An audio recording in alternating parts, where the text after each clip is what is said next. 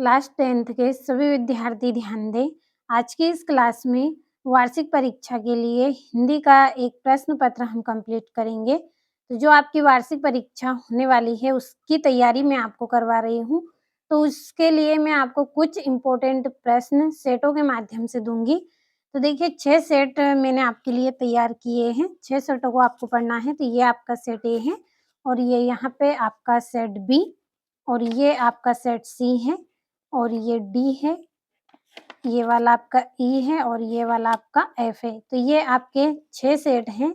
इन 6 सेटों में मैं आपको ऐसे प्रश्न दूँगी जो आपसे वार्षिक परीक्षा में पूछे जाते हैं।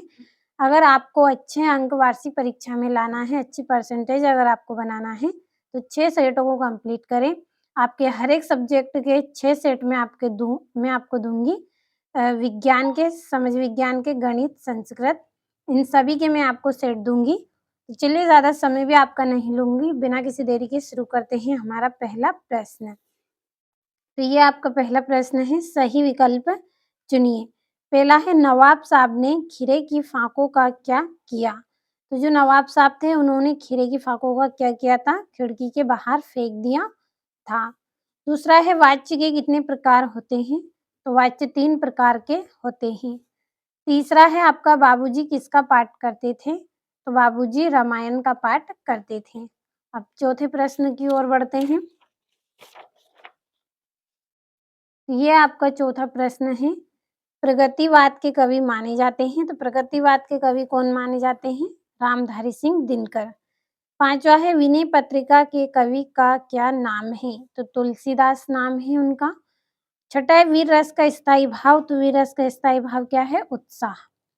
अगला है आपका प्रश्न, रिक्त स्थान की पूर्ति कीजिए। तो भर लिए हैं, केवल समझना है हमें, तो जल्दी से समझ लेते हैं। पहला है आपका कृतवाच्य में क्रिया डेडेस के अनुसार होती है। किसके अनुसार होती है? कर्ता के अनुसार। दूसरा है भोलेनाथ का असली नाम था। तो भोलेनाथ का असली नाम क्या था? तारकेश्वर नाथ। तीसरा है सुर के डेडेस गुरु थे। सूरदास जी के गुरु कौन थे? वल्लभाचार्य। चौथा है सोठा छंद में डेडेस चरण होते हैं। तो सोठा छंद में 4 चरण होते हैं। पांचवा है सिंगार रस का स्थायी भाव डेडेस है। तो सिंगार रस का स्थायी भाव क्या है? रति। छठा है नेताजी की मूर्ति डेडेस की बनवाई गई थी। तो किसकी बनवाई गई थी? संगमरमर की उनकी मूर्ति बनवाई गई थी। अगला जो प्रश्न है, सही जोड़ियां बनाइए। पहली है कई अंकों वाली रचना। तो इसकी जोड़ी रहेगी नाटक। दूसरा है आदमी जात का आदमी। तो इसकी जोड़ी रहेगी पतितों के देश में। तीसरी है प्रत्येक। तो प्रत्येक की जोड़ी रहेगी प्रति प्लस एक। चौथा है मैया। तो मैया की जोड़ी आएगी आपकी कड़वा तेल लगाती थी। और योग का संदेश। तो इसका आंसर रहेगा आपका उद्धव।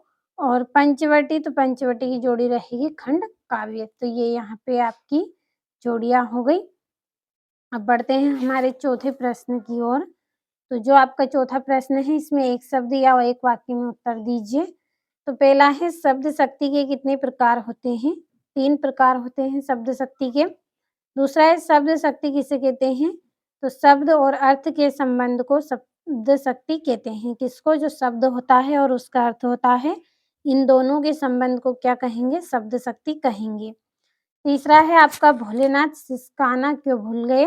तो साथी बच्चों को खेलते हुआ देखकर ये सिसकाना भूल गए। और चौथा है कड़वी ककड़ी सा लगता है। तो कड़वी ककड़ी सा क्या लगता है? योग का संदेश लगता है। पांचवा है वात्सल्य के अलावा रसों की संख्या कितनी मानी गई है? तो 9 संख्या मानी गई है वात्सल्य रस के अलावा। और छठा है हिंदी की सर्वाधिक लोकप्रिय विधा कौन सी है? तो कौन सी रहेगी आपकी? कहानी। तो ये आपके यहाँ पे हो गए हैं एक वाक्य में उत्तर। और आपका जो 5वां प्रश्न है इसमें सत्य-असत्य है। स्क्रीनशॉट लेना है और अच्छे से कंप्लीट आपको कर लेना है। और यहाँ पे मैं आपको जितने भी प्रश्न इस वीडियो में बताने वाली हूँ, इन प्रश्नों के आंसर की पीडीएफ आपके लिए तैयार की है, क्योंकि वार्षिक परीक्षा की तैयारी हम आपको करवा रहे हैं। तो आपको पीडीएफ लेना है तो वीडियो के डिस्क्रिप्शन में मैं आपको नंबर दूँगी, आप कॉल कर लीजिएगा, आपको पीडीएफ मिल जाएगी। तो ये आपका छठा प्रश्न है, नेताजी सुभाष चंद्र बोस की मूर्ति को देखकर लेखक के मन में कौन-सी कमी खटकी? और किन आवश्यकता की पूर्ति के लिए सुई धागे का आविष्कार हुआ होगा? 8वां है यशपाल अथवा मन्नू भंडारी जी का साहित्य परिचय निम्न बिंदुओं पर आपको लिखना है। तो रचना, भाषा शैली। 9वां है निम्नलिखित मुहावरों का अर्थ लिखकर वाक्यों में प्रयोग कीजिए। अंधों में काना राजा और ऊँट के मुँह में जीरा। तो इनके आंसर अगर चाहिए आपको तो पीडीएफ में मिल जाएँगे, कॉल करिएगा, पीडीएफ आपको मिलेगी। और ये यहाँ से आपका 10वां, 11वां, 12वां प्रश्न है। और आपका जो 13वां प्रश्न है, गोपियों द्वारा उद्धव को भाग्यवान कहने में व्यंग निहित है और मिट्टी के गुणधर्मों को आप किस तरह परिभाषित करेंगे? 15वां है महाकाव्य एवं खंडकाव्य में 2 अंतर आपको बताना है और दोहा छंद के लक्षण उदाहरण सहित आपको बताना है। और ये आपका 17वां आत्मकथा एवं जीवनी में कोई 2 अंतर बताना है आपको, जो आत्मकथा है। अगला प्रश्न है आपका आत्मकथा एवं जीवनी में कोई 2 अंतर लिखिए। 18वां है निम्नलिखित गद्यांश की प्रसंग व्याख्या आपको लिखनी है 3 नंबर में। तो स्क्रीनशॉट के माध्यम से आपको कंप्लीट करना है इन प्रश्नों को। और ये आपका 19वां है जिसमें राष्ट्रीय एकता विषय पर अनुच्छेद लिखना है और निम्नलिखित पाठ्यांश की संदर्भ प्रसंग व्याख्या आपको करनी है। और ये यहाँ पे आपका अथवा है। और ये आपका 21वां प्रश्न है प्राचार्य महोदय को बुक बैंक से पुस्तकें देने के लिए प्रार्थना पत्र लिखिए 4 नंबर में। 22वें में आपको लगभग 120 शब्दों में निबंध आपको इसमें लिखना है, ये भी आपका 4 नंबर का है। और ये 23वां प्रश्न है जिसमें आपतित गद्यांश दिया गया है।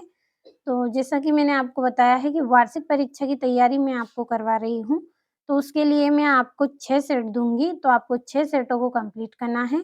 आंसर भी मैंने तैयार किए हैं, तो आंसर की पीडीएफ आपको मिल जाएगी, केवल आपको कॉल करना है, नंबर आपको डिस्क्रिप्शन में मिल जाएँगे। तो कंप्लीट आप अच्छे से करें। तो अगले वीडियो में हम हिंदी का सेट भी पढ़ेंगे, जब तक आप इन प्रश्नों को अच्छे से कंप्लीट करें।